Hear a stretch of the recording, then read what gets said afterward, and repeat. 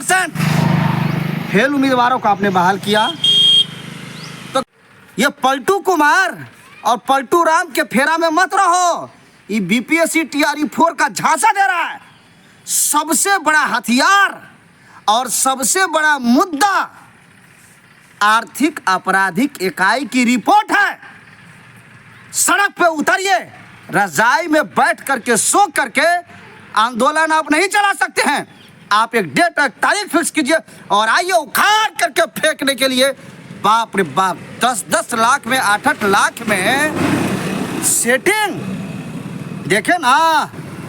हम लगातार बोल रहे थे, जितनी भी बातें हमने इस खबर के जरिए आप तक के पहुंची है या पहुंच रही है वो बिल्कुल 100% सही।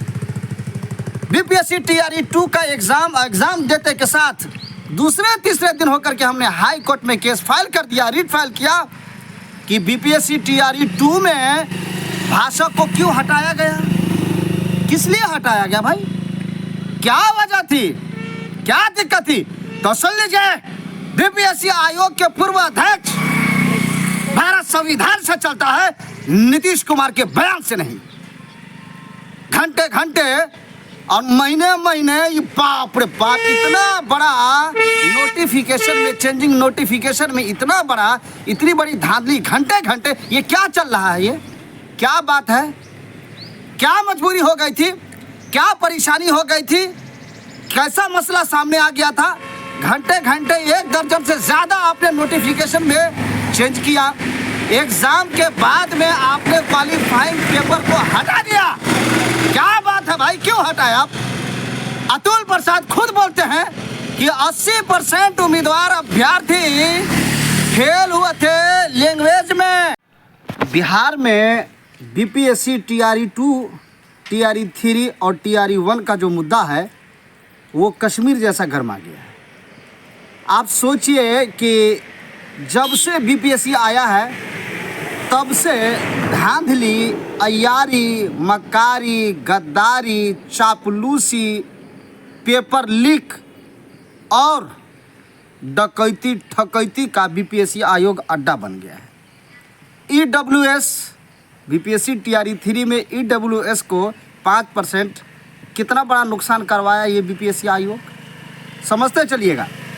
एज रिलैक्सेशन कितना बड़ा मुद्दा है पूरे बिहार के उम्मीदवारों का, समझते चलिएगा।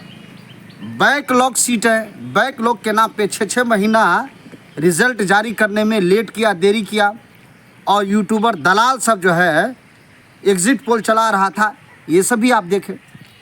उसके बाद में 1 कैंडिडेट 1 रिजल्ट, अब तक के उसके ऊपर में कोई कार्रवाई नहीं हुई। डीवी वो सब भी कहीं कुछ नहीं हुआ। डोमिसाइल जो कि हमारा मुद्दा है और पूरे बिहार का मुद्दा डोमिसाइल है, इसके ऊपर में कोई चर्चा नहीं। पेपर लीक बीपीएससी टीआरई 2 का आप देखे थे, लगातार पूरे बिहार के और बीपीएससी टीआरई 2 के उम्मीदवारों को हमने लगातार अखबार के ज़रिए, टीवी चैनलों के ज़रिए, सारे चैनलों के ज़रिए आप तक के हमने पहुंचाया और लगातार अपनी आवाज़ों को उठा रहे हैं। लेकिन दलाल यूट्यूबर जो आपके नाम पे अपना व्यूअर्स कमाते हैं, सब्सक्राइब करवाते हैं उम्मीदवारों से, बीपीएससी टीआरई 2 में आर्थिक आपराधिक इकाई की रिपोर्ट आ चुकी है और ये रिपोर्ट सरकार की है, कोई हमारी या आपकी या किसी और की नहीं है।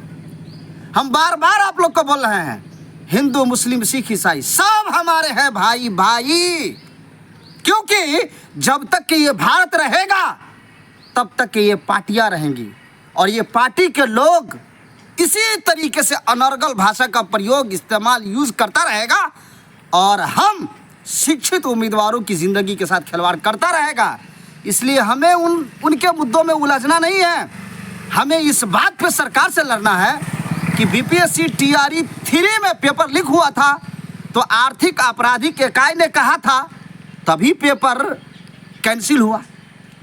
तो ये भी तो क्लियर हो गया कि बीपीएससी टीआरई 2 का पेपर लीक हुआ था और आर्थिक आपराधिक इकाई ने क्लियर कर दिया।